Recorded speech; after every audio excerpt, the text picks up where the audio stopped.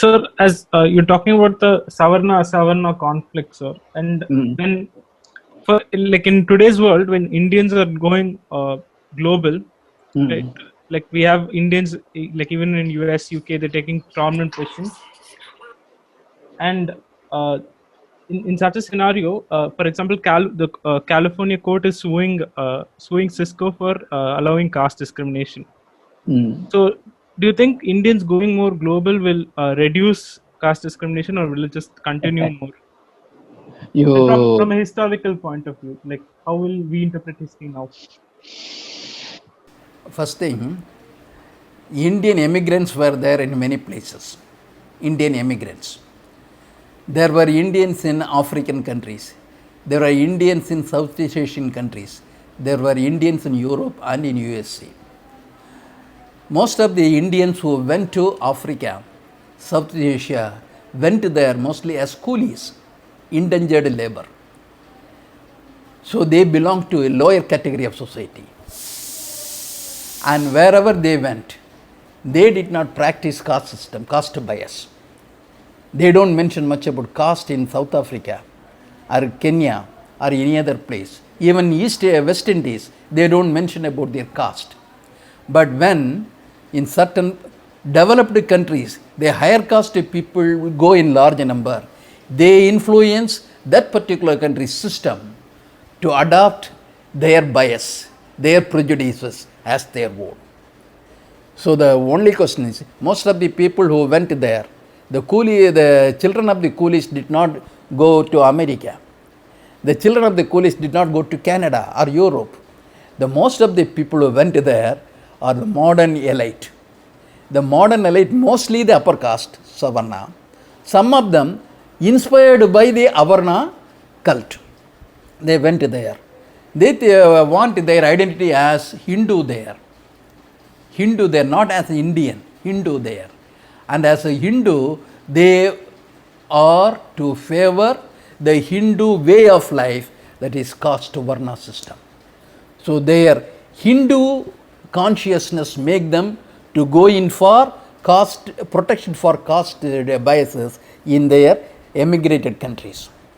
And the rational thinking Indians, whether they are Savarna or Avarna, in the Western countries, they must raise their voice that equality before law should be the basis of our existence everywhere, not the graded society. They are not the Manu Dharma or not any other Indian tradition which should decide our existence in other countries. So we have to raise our voice. Our modern system, in your book, even Nagendra Singh's book, I find that he refers to Christian civilization on India. Christian civilization in India. The Western civilization cannot be identified as Christian civilization. The Western civilization emerged when they questioned and they refuted Christian authority. After the post-Reformation, post-Renaissance period is symbolized by the Western countries, where they pushed religion to the background and they developed secular values. And America or the European countries, they represent Western culture which is based on secular values, modern technology, humanism. And they give a wrong impression that the colonial period was facilitated Christian civilization. The Portuguese were, of course, a little fanatic. They tried to impose Catholic religion in their colonies. I understand that. But that was a short-lived, limited one.